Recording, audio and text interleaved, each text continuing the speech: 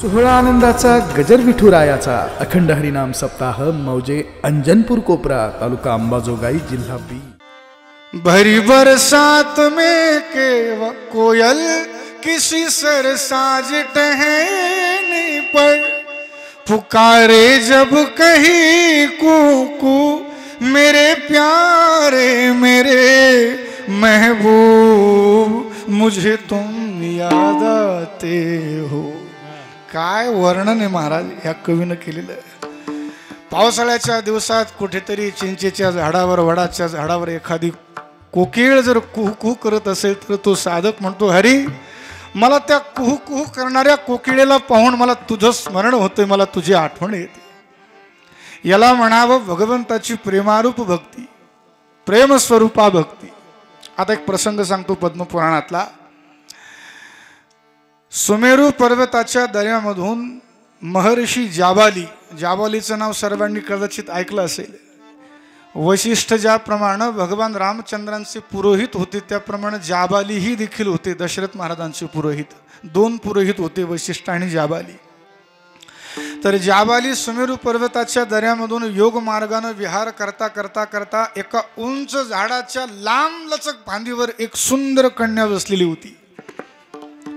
सुंदर कन्या। आणि सहजच जाबाली महर्षींनी मनामध्ये विचार केला की एवढ्या घनदाट जंगलामध्ये एवढ्या उंच झाडावर एवढ्या लांब फांदीवर ही सुंदर कन्या ध्यान लावून बसलेली आहे, नामस्मरण करत आहे।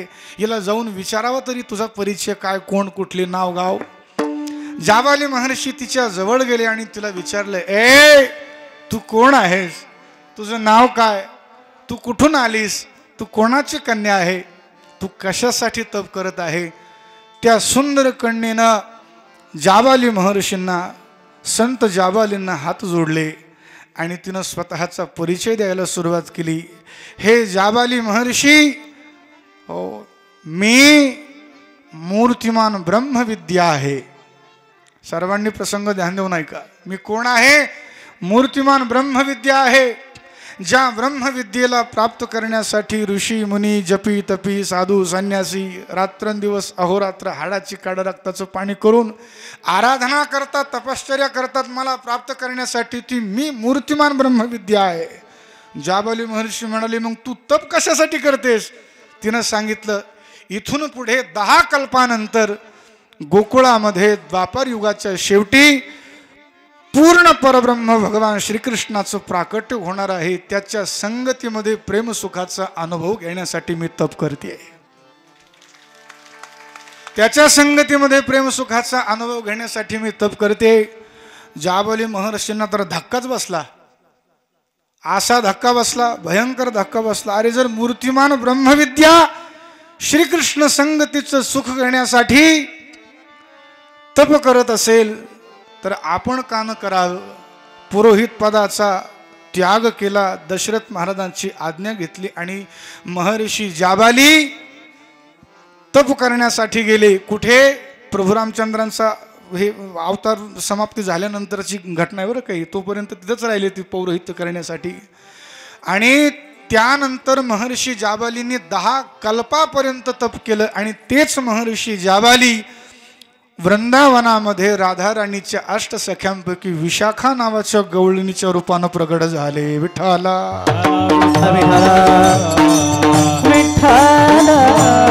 आणि तुम्ही म्हणता ती ब्रह्मविद्या कोणत्या रूपानं प्रगट झाली? ती ब्रह्मविद्या झाली राधा राणीच्या 8 सख्यांपैकी ललिता नावाच्या सखीनं प्रगट झाली, सखीच्या रूपानं प्रगट झाली। म्हणजे कान्होबाची संगती ब्रह्मादिक इच्छिती धन्य आम्हा म्हणविती अलललल अलललल अलललल। कान्होबाची संगती इच्छिती अलललल अलललल।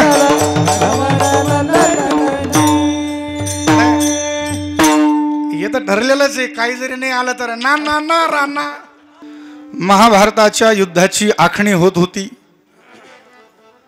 भगवान श्रीकृष्ण परमात्मा झोपलेले होते। दुर्योधन भगवंताच्या डोक्याजवळ बसला आणि अर्जुन भगवंताच्या पायाजवळ बसला।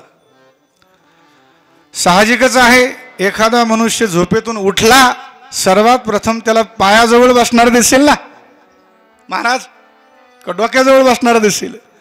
तसं देवालाही देखील पायाजवळचे दिसतात, डोक्यावर बसलेले दिसत नाहीत. सर्वांनी सूत्र ध्यानात घ्या.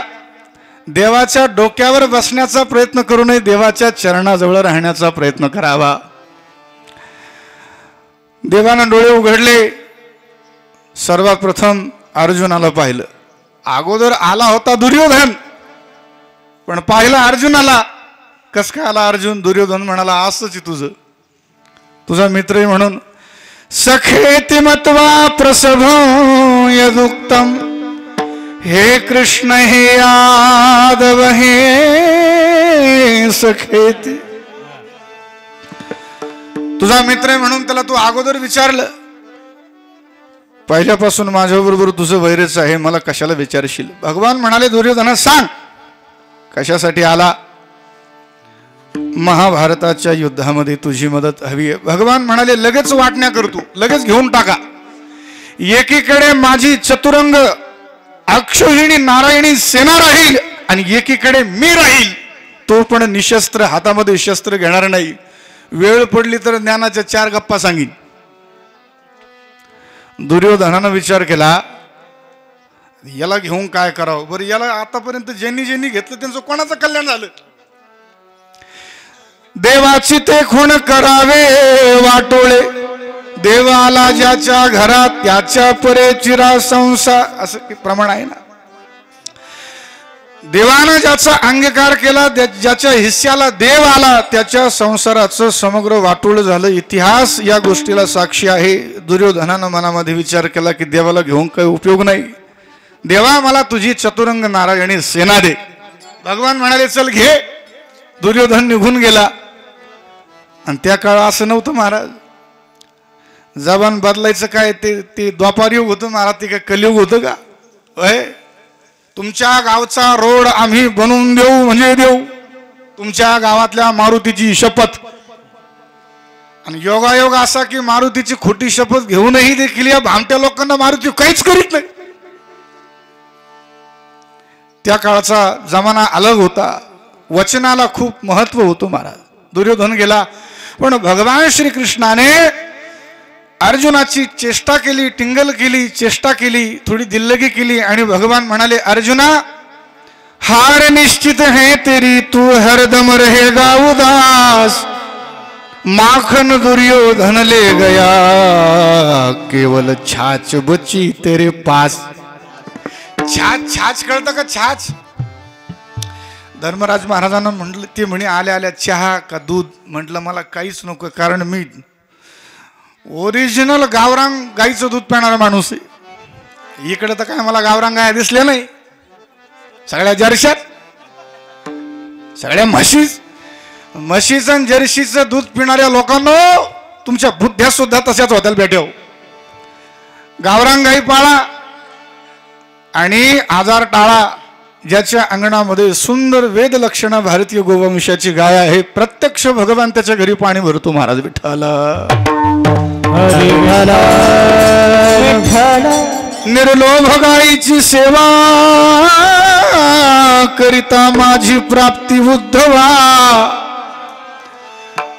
भगवान श्रीकृष्ण परमात्मा म्हणाले उद्धवा, निर्लोभ अशा प्रकारे जर गाईची सेवा केली तर जप तप व्रत अनुष्ठान वाऱ्याही देखील करायची गरज नाही. घरच्या घरी गाईची सेवा करा, आई ती माझी प्राप्ती होईल.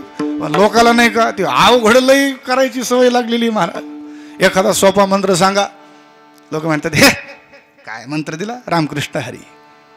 आणि एखादा द्या बरं, ओम ह्रीम क्लीम चामुंडाय विच्चई वगैरे असा एखादा द्या. महाराज अवघड मंत्र दिला, सोपं आहे का? अवघड साच कोणाही न पचे.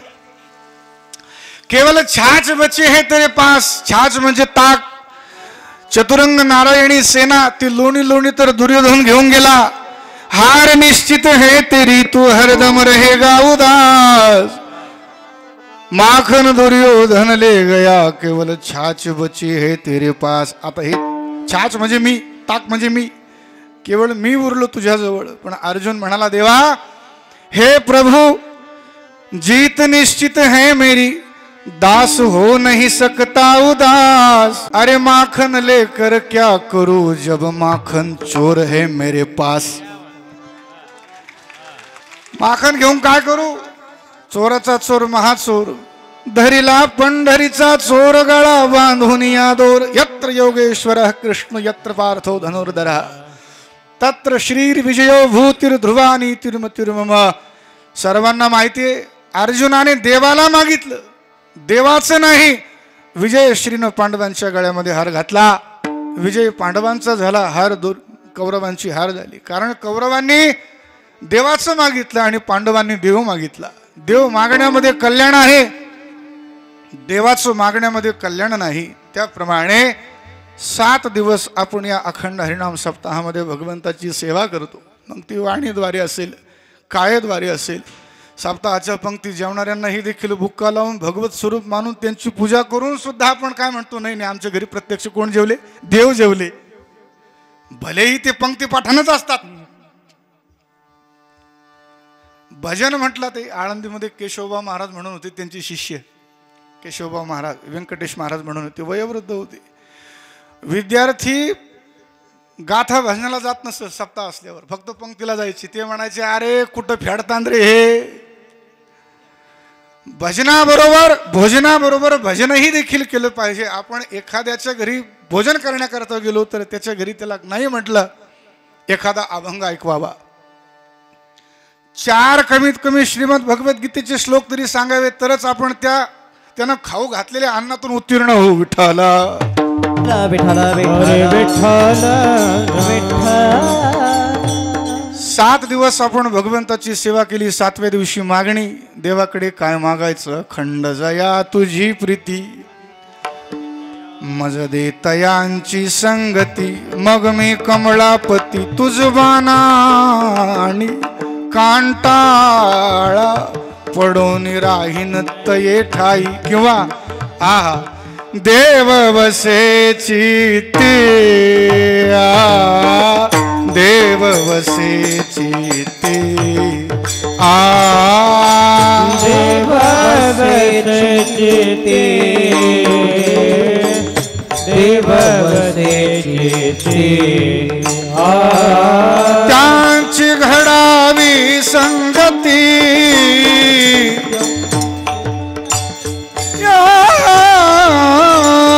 त्यांची घडावी, त्यांची घडावी संगती, ऐसे आवडते मना,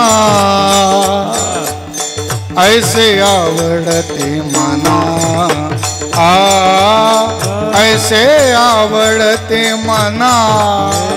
हो, त्यांची घडावी संगती, ऐसे आवडते मना, देवा पूर्वावी वासना। तुमच्या आमच्या सारख्यांच्या मनांना जरा दुसरंच काही आवडतंय महाराज। ऐसे नावडते म्हणा, हे तुमचं आमचं, पण तुकोबरा म्हणतात ऐसे आवडते म्हणा, देवा पूर्वावी वासना।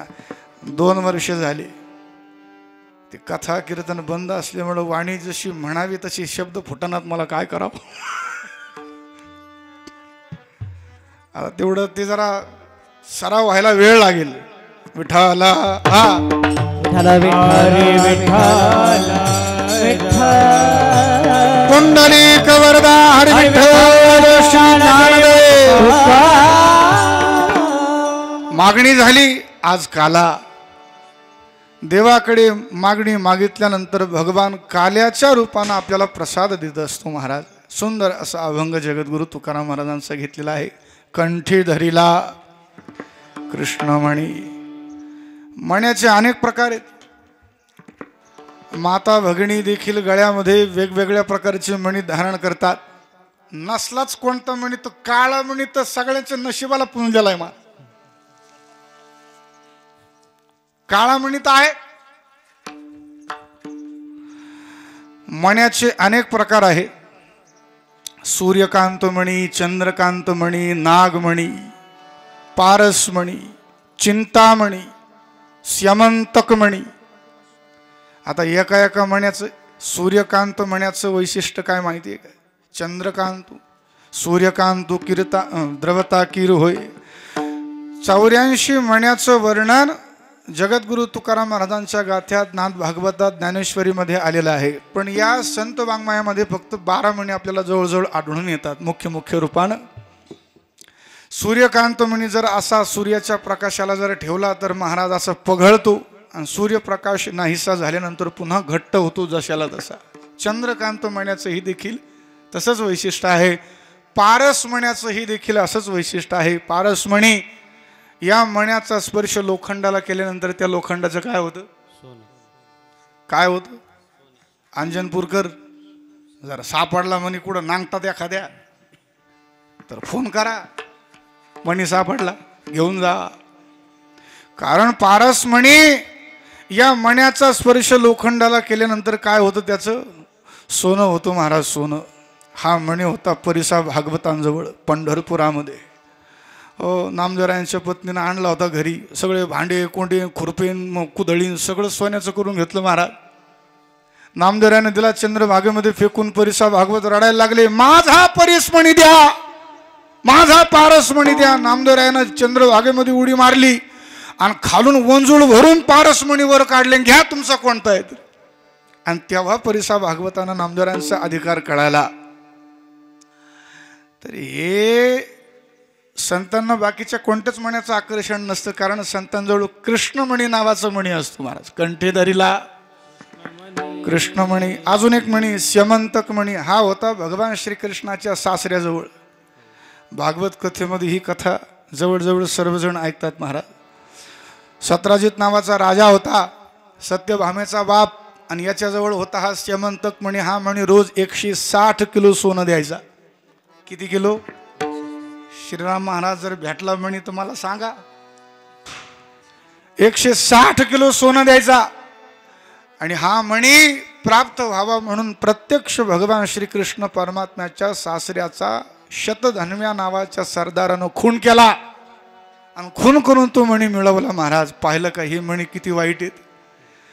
अहो कृष्ण मणी जर सोडला, जगामध्ये जेवढे जेवढे मणी आहेत ते सगळे मणी लौकिक हित करतील न करतील, पण जन्म मरणातून मुक्त करू शकणार नाही, मरण चुकू शकणार नाही. आणि शतधन्व्यानं सत्राजिताचा खून केला. सत्राजित कोण आहे? प्रत्यक्ष भगवान श्रीकृष्णाचा सासरा आहे, देवाचा सासरा. काय साधा अधिकार आहे का? देवाच्या सासऱ्याचाही देखील त्या मण्यासाठी खून होतो, तर तुमच्या आमच्या सारख्यांची काय किस्मे गलबला की झाडकी पत्ती. म्हणून हे इतर जे मणी आहेत, अजून एक मणी आहे 72 खोडी परी देवमणी कंठी तैसा मी जगजेठी तुका म्हणे. घोड्याला 72 खोडी असतात, पण त्याच्या कंठात देवमणी असतो. आणि देवमणी असल्यानंतर मालक काय करतो? त्याचा त्याग करत नाही महाराज, कारण त्या देवमण्याची फार मोठी किंमत असते. नागमणी, काही काही लोक म्हणतात ना, आम्ही पांधीला असा एक प्रकारचा नाग पाहिला, त्याच्या अंगावर सगळे केसच केस, आणि त्याच्या डोक्यावर काय म्हणे? दिवा. तो दिवा नसतो, तो मणी असतो. त्या मण्याचीही देखील अरबो खरबो रुपयानं किंमत असते महाराज.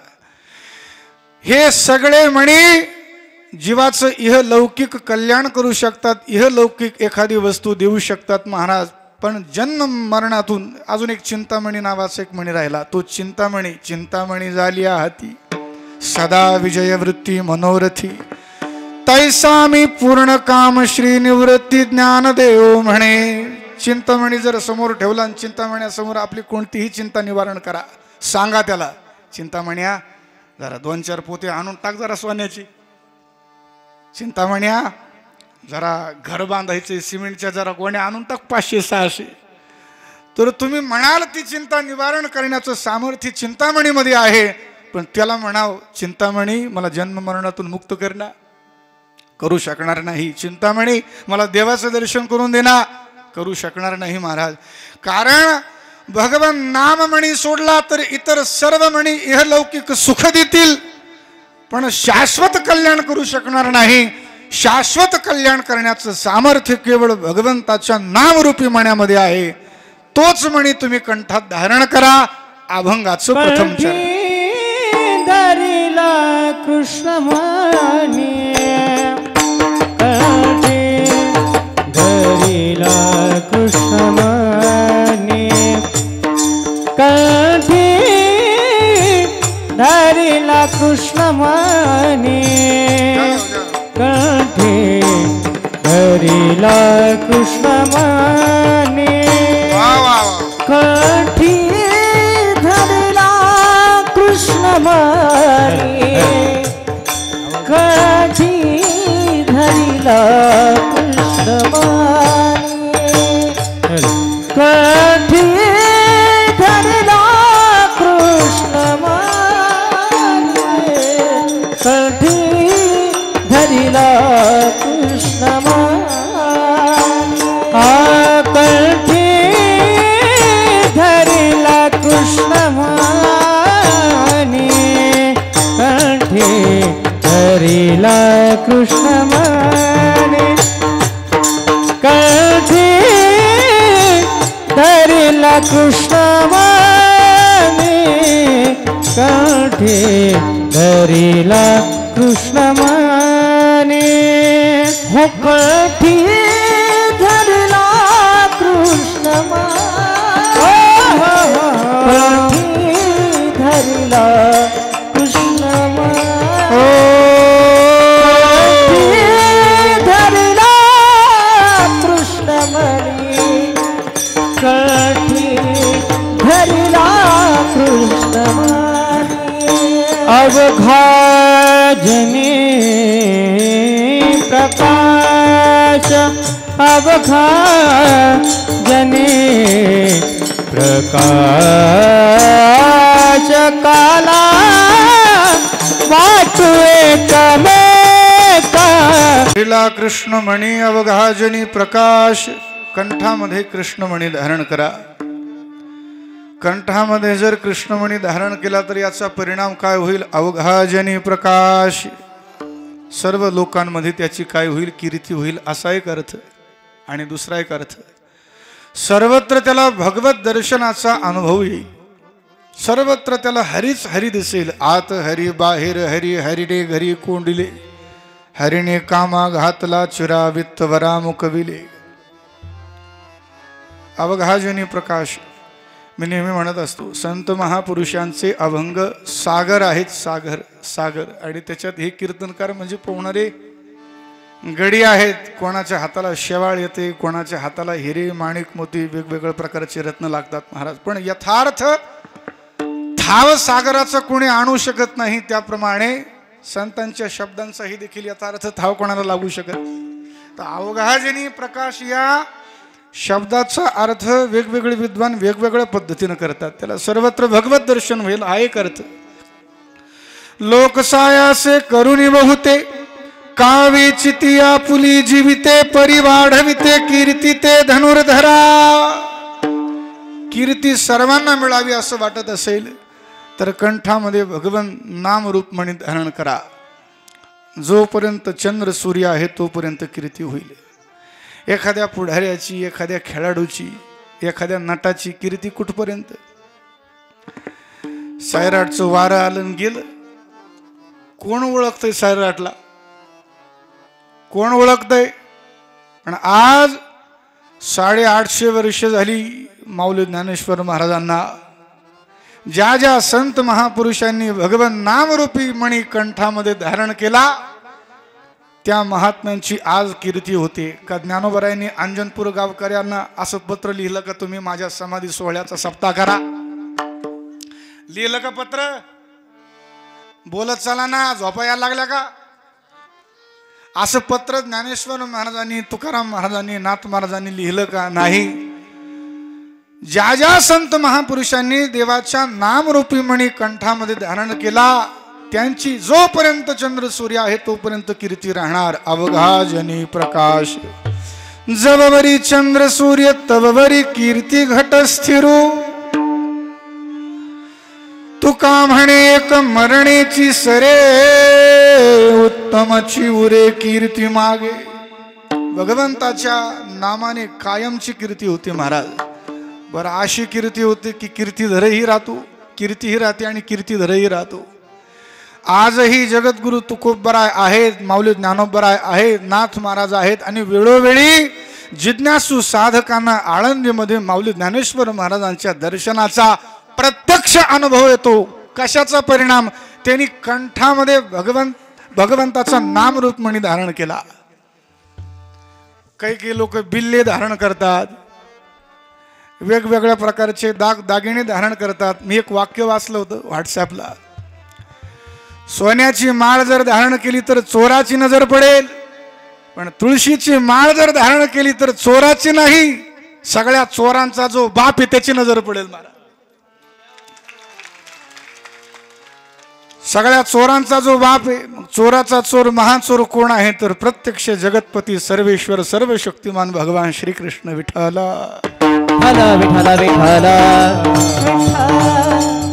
म्हणून कंठामध्ये महिला मंडळ. आता ह्या महिला मंडळांचं तर एक गंमतच आहे महाराज. आता आम्ही संसारिकेत आम्हाला चांगला अनुभव येऊ, लय अवघडे महाराज. पुरुष जन्मातला जेवढा पगार, जेवढा तुमचं लग्न झालं का? अजून नाही? वाचले. आणि त्या भानगडीत पडू नका. कोणी कितीही आग्रह केला नाही हे म्हणतील मला करायचं नव्हतं पण घरच्याने ऐकलं नाही. बनवा बनवीच करायची नाही, करायचंच नाही लग्न महाराज. ते काल ते सहजच ते एक मंगलाष्टक म्हणत असताना, ते 14 रत्नाचं मंगलाष्टक म्हणत असताना ती सहजच एक जायला आठवली. लक्ष्मी कौस्तुभ पारिजात कसुरा धन्वंतरीश्चंद्रमा. आता ह्या मंगलाष्टकाची चाल म्हटल्यानंतर काही लोक म्हणायला लागले महाराज गेले दिवस राहिल्या त्या आठवणी. आणि ज्यांचे झाले नव्हते बिचारे लग्न, ते लागले अशी वर नजर करून पाहायला, आमची वेळ कधी येईल अशी. अरे वेड्या हो, काही मजा नाही रे त्याच्यात, काहीच मजा नाही त्याच्यात. तुमचं झालं का लग्न? झालं तुमचं? 8 वर्षापूर्वी नाही? वाचले. करू नका. आणि संसारी लोकांच्या घोळक्यामध्ये जाऊ नका. जसं मामा मामी मावशी काका यांच्या घोळक्यात जायचंच नाही. यांच्या घोळक्यात जो ब्रह्मचारी गेला.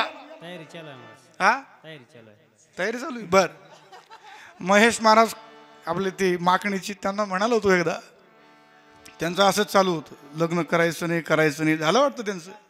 मी म्हटलं संसारी लोकांच्या घोळक्यामध्ये राहू नका महाराज. या संसारी लोकांच्या संगतीचा असा भयंकर परिणाम आहे. ढेकणाच्या संगे हिरा जो भंगला, कुसंगे नाडीला साधू तैसा, कुसंगे नाडीला साधू तैसा. ढेकणाच्या संगे हिरा जो भंगला, कुसंगे नाडीला साधू तैसा, कुसंगे नाडीला साधू तैसा. मलाही लग्न करायचं नव्हतं महाराज, पण या संसारी लोकांच्या संगतीच्या प्रभावानं आमचं हे डडंग चिकफट वाजलं. काय करावं त्याला आता?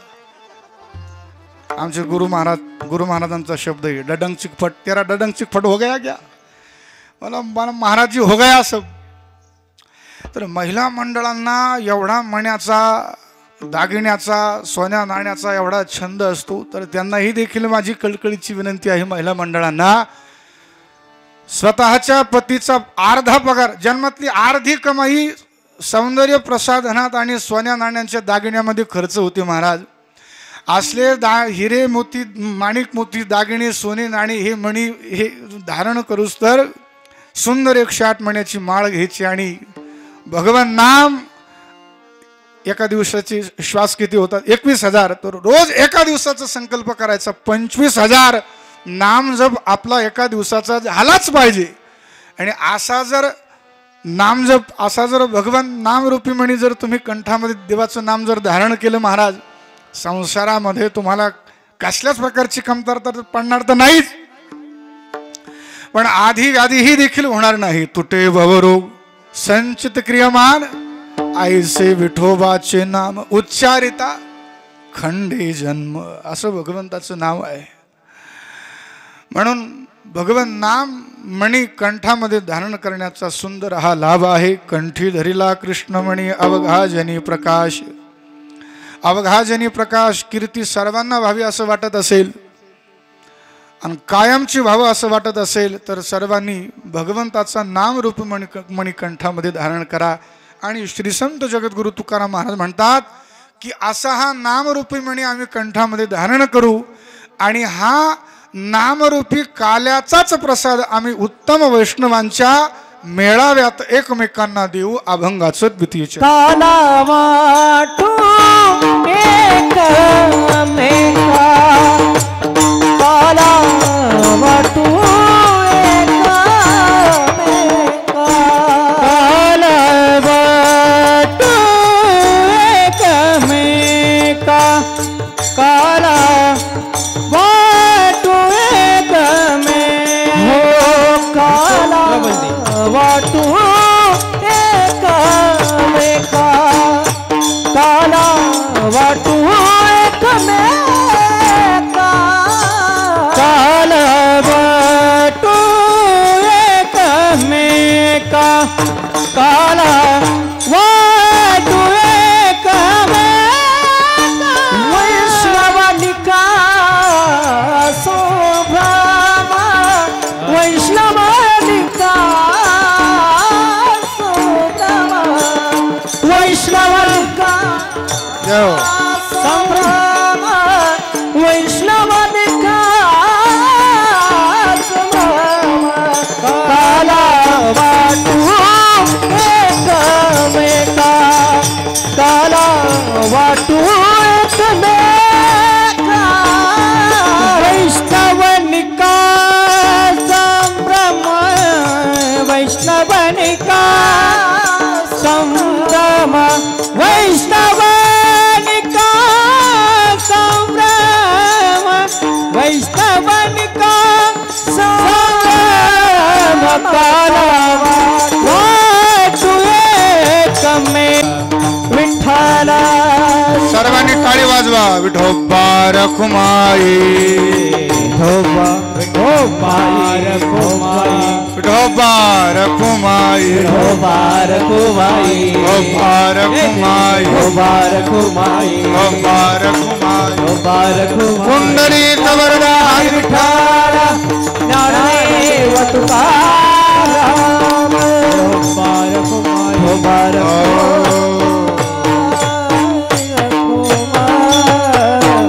काला वाटू एकमेका, वैष्णवनिका संभ्रम. आपल्या वारकरी परंपरेमध्ये विद्वान काल्याचे 3 प्रकार सांगतात. एक नामरूप काला, बरोबर. एक दही भाताचा खिचडी काला, बरोबर. तोही देखील एक काला. एक इतकं चाभरं पोरग होतं आमच्या तिकडचं, बरं का. तुम्ही मराठवाड्यातलेच ना का? बाँड्री वाटतं नाही कोणत्या तरी जिल्ह्याची, मराठवाडाची वाट. ते म्हणजे डबल रोटी आणि चहाचा काय म्हटलं, तो काला नाही तो पचका, तो काला नाही. एक सहज विनोद झाला होता कीर्तनामध्ये. ते म्हणे महाराज मला असा काला लय आवडतो. म्हटलं तो काला नाही. तर दही भाताचा खिचडी काला, हरिनामाचा खिचडी काला, हे 2 काल्याचे प्रकार. आणि तिसरा काला अद्वैत रूपी काला. मी तू पण जाऊ दे दुरी एकची घोंगडी पांघरू हरी. पण हा अद्वैत रूपी काला वारकरी परंपरेतील निष्ठेने उपासना करणाऱ्या वारकऱ्यांना मान्य नाही. सर्वांनी माझा शब्द जरा व्यवस्थित ध्यान देऊन ऐका. हा काला आहे. अभेदुनी भेद राखीला अंगी, वाढावया जगी प्रेम सुख. अभेद रूपी काला हा आहे अद्वैती लोकांचा. पण हा निष्ठेने उपासना करणाऱ्या भगवंताच्या सगुण स्वरूपाची उपासना करणाऱ्या वारकऱ्यांना हा काला मान्य नाही. म्हणून संत महापुरुषांनी मुद्दाम अभेदुनी भेद राखीला अंगी, वाढावया जगी प्रेम सुख. हा अद्वैती लोकांचा काला. पण खरं खरं सांगा, अद्वैतामध्ये सुख आहे की द्वैतामध्ये सुख आहे? हा शब्द नाही कळणार. एक सोपा शब्द सांगतो. साखर होण्यामध्ये आनंद आहे की साखर खाण्यामध्ये आनंद आहे? अरे ऐ पोरा, साखर होण्यात आनंद आहे की साखर खाण्यात आनंद आहे? साखर खाण्यात आनंद आहे, साखर होण्यात आनंद नाही. कीर्तन करण्यात आनंद आहे की कीर्तन ऐकण्यात आनंद आहे? ऐकण्यात आनंद आहे, बरोबर. कीर्तन करण्यात आनंद नाही. काय नाही. आता मी येडाचे समजा. आता ऊस होण्यात आनंद नाही, ऊस खाण्यात आनंद आहे. त्याप्रमाणे भगवत स्वरूप होण्यात आनंद नाही, लांबून भगवंताचं निरीक्षण करण्यात आनंद आहे. म्हणून तुकोबराय म्हणाले, नको ब्रह्मज्ञान आत्मस्थिती भाव, मी भक्त तू देव ऐसे करी, दावी रूप मज गोपिका रमणा, ठेवू दे चरणा वरी माथा. अजून एक पद येते, मला म्हणू का?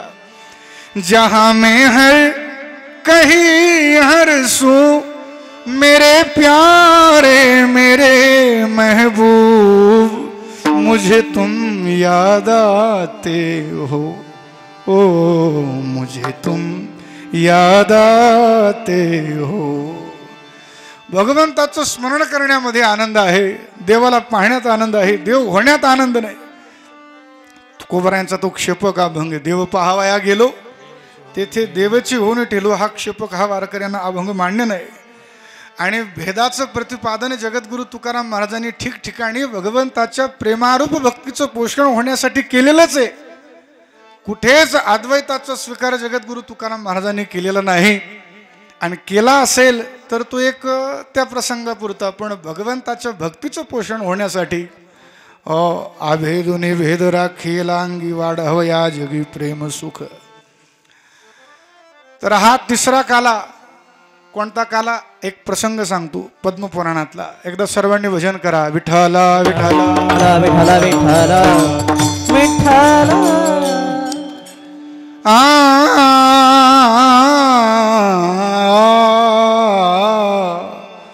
निसा गा मा प निसा, भरी बरसात में केव कोयल किसी सरसाज टहनी पर, पुकारे जब कहीं कूकू मेरे प्यारे मेरे महबूब, मुझे तुम याद आते हो. काय वर्णन आहे महाराज या कवीनं केलेलं. पावसाळ्याच्या दिवसात कुठेतरी चिंचेच्या झाडावर, वडाच्या झाडावर एखादी कोकिळ जर कुहू कुहू करत असेल तर तो साधक म्हणतो, हरी मला त्या कुहू कुहू करणाऱ्या कोकिळेला पाहून मला तुझं स्मरण होते, मला तुझी आठवण येते. याला म्हणावं भगवंताची प्रेमारूप भक्ती, प्रेमस्वरूपा भक्ती. आता एक प्रसंग सांगतो पद्मपुराणातला. सुमेरू पर्वताच्या दऱ्यामधून महर्षी जाबाली, जाबालीचं नाव सर्वांनी कदाचित ऐकलं असेल. वशिष्ठ ज्याप्रमाणे भगवान रामचंद्रांचे पुरोहित होते त्याप्रमाणे जाबाली ही देखील होते दशरथ महाराजांचे पुरोहित. दोन पुरोहित होते, वशिष्ठ आणि जाबाली. तर जाबाली सुमेरू पर्वताच्या दऱ्यामधून योग मार्गाने विहार करता करता करता एका उंच झाडाच्या लांब लचक फांदीवर एक सुंदर कन्या बसलेली होती. सुंदर कन्या. आणि सहजच जाबाली महर्षींनी मनामध्ये विचार केला की एवढ्या घनदाट जंगलामध्ये, एवढ्या उंच झाडावर, एवढ्या लांब फांदीवर ही सुंदर कन्या ध्यान लावून बसलेली आहे, नामस्मरण करत आहे. हिला जाऊन विचारावा तरी तुझा परिचय काय, कोण, कुठले नाव गाव. जाबाली महर्षी तिच्या जवळ गेले आणि तिला विचारले, ए तू कोण आहेस, तुझं नाव काय, तू कुठून आलीस, तू कोणाची कन्या आहे, तू कशासाठी तप करत आहे. त्या सुंदर कन्येनं जाबाली महर्षींना, संत जाबालींना हात जोडले आणि तिनं स्वतःचा परिचय द्यायला सुरुवात केली. हे जाबाली महर्षी, हो मी मूर्तिमान ब्रह्मविद्या आहे. सर्वांनी प्रसंग ध्यान देऊन ऐका. मी कोण आहे? मूर्तिमान ब्रह्मविद्या आहे. ज्या ब्रह्मविद्येला प्राप्त करण्यासाठी ऋषी मुनी, जपी तपी, साधू संन्यासी रात्रंदिवस अहोरात्र हाडाची काढा रक्ताचं पाणी करून आराधना करतात, तपश्चर्या करतात. मला प्राप्त करण्यासाठी ती मी मूर्तिमान ब्रह्मविद्या आहे. जाबाली महर्षी म्हणाले, मग तू तप कशासाठी करतेस? तिनं सांगितलं, इथून पुढे 10 कल्पानंतर गोकुळामध्ये द्वापर युगाच्या शेवटी पूर्ण परब्रह्म भगवान श्रीकृष्णाचं प्राकट्य होणार आहे. त्याच्या संगतीमध्ये प्रेमसुखाचा अनुभव घेण्यासाठी मी तप करते. त्याच्या संगतीमध्ये प्रेमसुखाचा अनुभव घेण्यासाठी मी तप करते.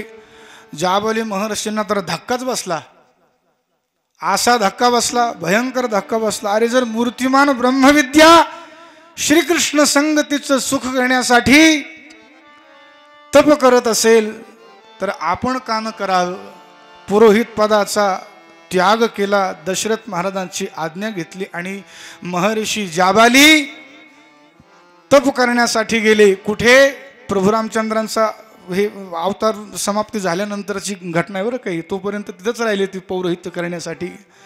आणि त्यानंतर महर्षी जाबालींनी 10 कल्पापर्यंत तप केलं आणि तेच महर्षी जाबाली वृंदावनामध्ये राधाराणीच्या अष्टसख्यांपैकी विशाखा नावाच्या गवळणीच्या रूपानं प्रगट झाले. विठ्ठला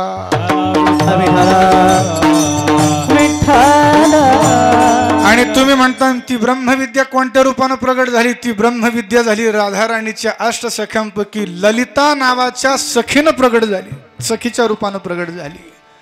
म्हणजे कान्होबाची संगती ब्रह्मादिक इच्छिती धन्य आम्हा म्हणविती. अलललल अलललल अललल कान्होबाची संगती इच्छिती अलललल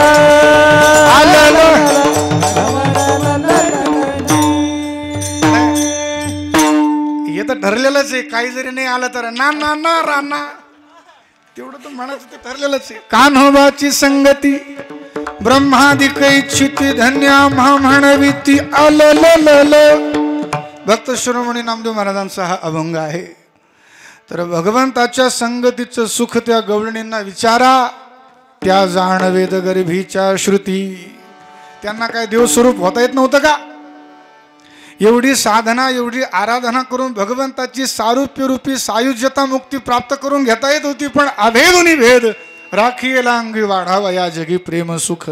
भगवंताच्या प्रेमसुखाचा अनुभव घेण्यासाठी त्यांनी मुद्दाम भेदरूपी काल्याचा स्वीकार केला. भेदरूपी काला भगवंताचं प्रेम प्राप्त करण्यासाठी मुद्दाम या काल्यामध्ये ते आले. हा वेदांती लोकांचा 3रा काला, याच्यावर आपली चर्चा चालू होती.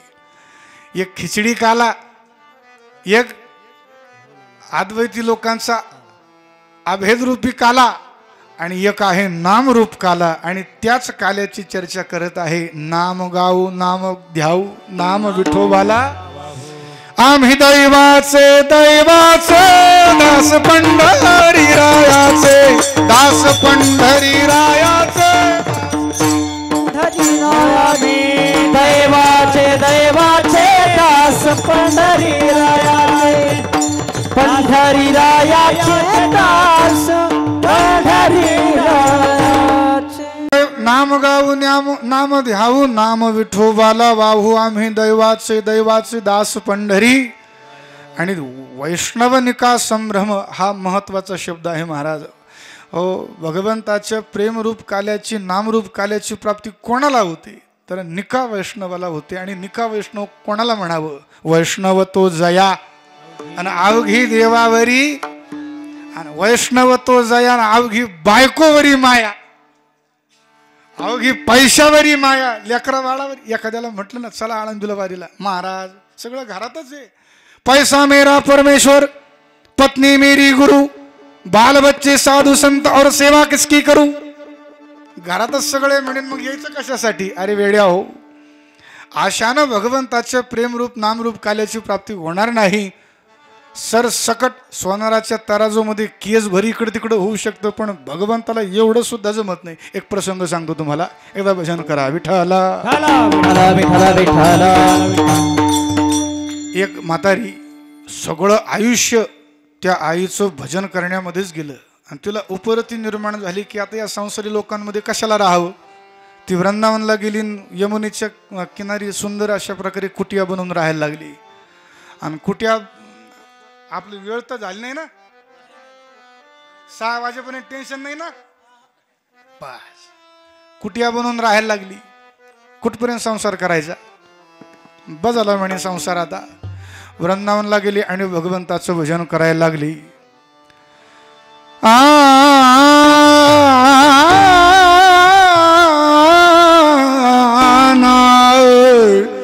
देरे ना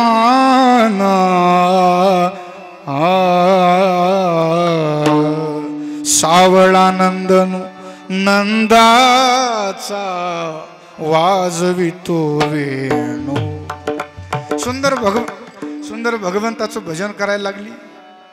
पण एके दिवशी काय झालं, 15-20 वर्षे निघून गेले आणि म्हातारीचा भगवत भाव एवढ्या परिपक्व दशेला आला आणि ती म्हातारी भगवान श्रीकृष्णाला स्वतःचा नातू मानायची.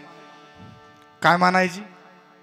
नातू मानायची. नातू. आता भगवंताला महाराज विठ्ठल मायबाप चुलता, विठ्ठल भगिनी आणि भ्राता, विठ्ठले विण चाड नाही गुलता. तुका म्हणे आता त्वमेव माताच पिता त्वमेव बंधुश्च सखा. देवाला तुम्ही कोणत्याही नात्यानं हाका मारा. आता माझी मुलगी भगवान श्रीकृष्णाला स्वतःचा भाऊ मानते, 4च वर्षाची. भगवान श्रीकृष्णाच्या समोर बोट करून म्हटलं होतं हे कोण आहे, तर ती म्हणाली होती हा माझा भाऊ आहे. तिच्या पूर्वजन्मीचे काहीतरी संस्कार असतील बिचारीची. आणि एवढी गोंडस आहे महाराज दिसायला ती. तिला खरोखरच कोणी म्हणाल की ही प्रत्यक्ष यशोदानंदन भगवान श्रीकृष्णाची बहीणच. हिने पाहिली असेल स्टेटसवर. जे नातं तुम्ही लावा देवाला ते नातं निभावतो महाराज. पण 15-20 वर्षानंतर अशी परिपक्व दशेला तिची अवस्था आली की भगवान श्रीकृष्ण तिला ती काम होत नव्हतं ना, तर भगवान तिला स्वतः पाण्याचा तांब्या भरून द्यायचं जाईल. आजी मी हे करू, आजी मी ते करू. आणि तिलाही देखील देवाची सवय झाली.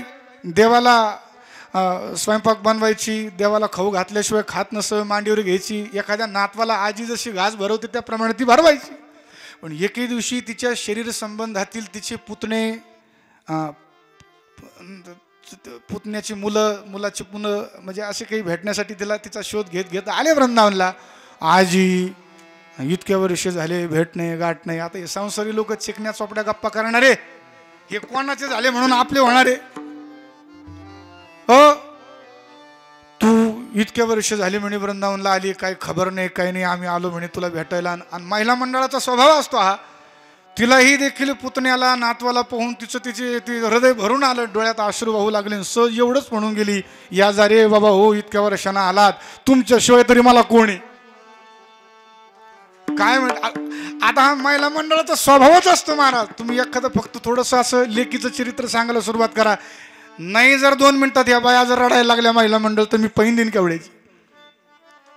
एखाद्या लेकीचं चरित्र म्हणा, एखादा लेख सासरला निघाली आणि हल्ली कीर्तनकार तेच सांगायला लागले जास्त पागळ लावू लगेच महिला मंडळाच्या नेत्रामध्ये अश्रू यायला लागतात. कारण ती भावना प्रधान आहे, ममतेची मूर्ती असते ना स्त्री. तर ती आजी, ती म्हातारी फक्त एवढंच म्हणून गेली, तुमच्याशिवाय तरी मला कोण आहे, अधून मधून कधीतरी भेटण्यासाठी मला येत जा. एवढंच म्हणाली. भगवान आतमध्येच होते. भगवान म्हणाले असं वय, आतापर्यंत मला असं वाटत होतं की माझ्याशिवाय हिला कोणी नाही. हिला तर तिची पुतणे, तिचे नातू वगैरे सगळे हिला आहेत म्हणे, आता हिला काय माझी गरज आहे म्हणे. भगवान झाले अंतर्धान. आणि ती हे तर निघून गेले हे संसारी लोक, हे पुतणे नातू वगैरे. आणि मग ही लागली देवाला हाका मारायला, आणि देव येईना, कौन येईना, रडायला लागली तरी येईना. शेवटी विठ्ठलनाथ महाराजांकडे, जगद्गुरु वल्लभाचार्यांची सुपुत्र त्यांच्याकडे गेली आणि म्हणाली, प्रभू काय झालं, माझ्याकडून अशी कोणती चूक झाली की जेणेकरून श्रीकृष्ण येईना, त्याच्या आधी यायचा आता का येईना. विठ्ठलनाथजी म्हणाले, तू काहीतरी वाणीद्वारे त्याचा अपराध केला, त्याला असं टोचन असं काहीतरी बोलली म्हणे तू. आणि मग तिला आठवलं की माय फक्त एवढंच म्हटले मी, ते पुतणे वगैरे आले होते, तुमच्याशिवाय तरी मला कोण आहे. विठ्ठलनाथजी म्हणाले बस एवढंच त्याला जमलं नाही म्हणे. भगवंताला सोनाराच्या तराजूमध्ये नखभर इकडे तिकडे होऊ शकतो महाराज, पण भगवंताच्या भक्तीमध्ये नखभर काय आणू एवढंही देखील प्रमाण चुकल्यावर भगवंताला ते सहन होत नाही महाराज. तिळभर जरी होय अभिमान, मेरू तो समान भार देवा विठ्ठल. आम्ही उत्तम वैष्णवांच्या समारंभामध्ये मेळाव्यामध्ये हा नामरूप काला एकमेकांना देऊ. वैष्णव निका संभ्रम. आता निका वैष्णव कोणाला म्हणायचं? वैष्णव तो जया अवघी देवावरी माया. जो रोज कमीत कमी 25,000 नामजप करत असेल त्याला निका वैष्णव म्हणावं. देव सोडून ज्याच्या चित्तामध्ये कसल्याच प्रकारचा लोभ नाही त्याला उत्तम निका वैष्णव म्हणावं महाराज. कीर्तनकारही देखील निके वैष्णव नाहीत आणि कथाकारही देखील निके वैष्णव नाहीत. यांच्याबरोबर तर 2-4 कीर्तनकारांना पैशासाठी भांडण केले. हो धर्मराज महाराजांबरोबर. मग ही काय मूर्ती सामान्य नाही. फेसबुक लाईव्ह भांडणं यांचे लगे मोठं अवघड आहे. कीर्तनकारही वैष्णव असेल सांगता येत नाही, कथाकार वैष्णव असेल सांगता येत नाही. वैष्णव कोणाला म्हणावं? ज्याचं संपूर्ण प्रेम देवाशिवाय कोणावरच नाही त्याला वैष्णव म्हणावं. वैष्णव तो जया अवघी देवावरी माया. आणि मग बहिरंग लक्षण सांगितले वैष्णवाची. तुळशी माळ गळा, गोपी चंदन टिळा, हृदयी कळवळा वैष्णवांचा. भूतदया गायी पशूंचे पालन, तान्हिल्या जीवन मना माझी. हे त्याचे पुन्हा उपलक्षण सांगितलेले आहेत गृहस्थी वैष्णवाचे. पण निका वैष्णवाचं लक्षण हेच आहे, देव सोडून ज्याचं कोणावरच प्रेम नाही अशा निका उत्तम वैष्णवांच्या मेळाव्यामध्ये नामरूप काला आम्ही एकमेकांना देऊ घेऊ. काला वाटू एकमेका वैष्णव निका संभ्रम विठाला. आता 2 चरणावर थांबू. उर्वरित चरणावर आपण काय करू, थोडं भगवत चरित्राचं स्मरण करू. चालेल ना? चालेल का? एक वेळ सर्वांनी जय जयकार करा. पुंडलिक श्री ज्ञानदेव पंढरीनाथ भगवान की जय. माऊली ज्ञानेश्वर की जय. पवनसुत हनुमानजी महाराज की विठाला विठाला विठाला विठाला विठाला विठाला. राणी चोरीत लोणी रांगत रंगणी चोरीत लोणी. काय असते खरं खरं सांगू, इतका तयार मृदंग वादक मी आतापर्यंत नाही पाहिला. खरं खरं सांगायचं म्हणजे. पण आता तुम्हाला रुची असणारा ताल वाजवला, पण आता मला ज्याच्यात रुची तो ताल वाजवा. रब्बांक रब्बांक असा. रांगत रंगणी चोरणी, रांगत रंगणी चोरीत लोणी. दावणी धरती गवळणी हो, धरती गवळणी. बांधित चरणी देती गराणी, बांधित चरणी देती घराणी. यशोद साजणी, यशोद साजणी, यशोद साजणी, यशोद हे बाल कैसी केले साजणी. कृष्ण आळी वाळीला दही दूध भक्षुनी तमाल निळे नवल केले साजणी. कृष्ण तुम्ही माते गावा कृष्ण आळी वाळीवा. रांगत रंगणी चोरीत लोणी, धावणी धरती गवळणी बांधिती. राग जरा बदलला काय आपला? स्वर जरा बदलले वाटतंय. बांधिती चरणी देती गरहाणी, यशोदे साजणी. दही दूध भक्षुनी तमाल निळे नवल केले साजणी. अलबेल दही दूध भक्षुनी तमाल निळे नवल केले साजणी. कृष्ण आळवा आळवा परतुनी माते दावा. सगळ्या सगळ्या भगवान श्रीकृष्ण परमात्म्यानं जेवढी जेवढी लीला केली त्या सगळ्या लीलेमध्ये सर्व साधू महापुरुषांच्या आवडीची लीला म्हणजे दह्या दुधाची लोण्याची भगवंतानं केलेली चोरी. त्या चोरीचा उच्चार चरित्र ते उच्चारावे, केले देवे गोकुळी. चरित्र आचारावे का उच्चारावे? उच्चारावे. भगवान श्रीकृष्णानं जी चोरी केली त्या चोरीचा काय करावा? उच्चार करावा. नाथ महाराज म्हणतात जर तुम्ही त्या चोरीचा उच्चार केला तर काय होईल? कोटी अश्वमेध यज्ञ घडे, पुनरपि नयेची संसारा मागोती. शंख चक्र गदा पद्म ऐसे जन्म होती.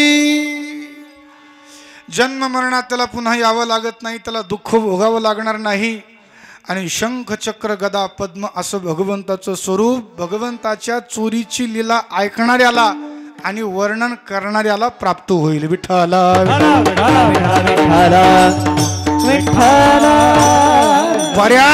बऱ्याच कीर्तनकारांनी एक ट्रेंड धरलाय महाराज.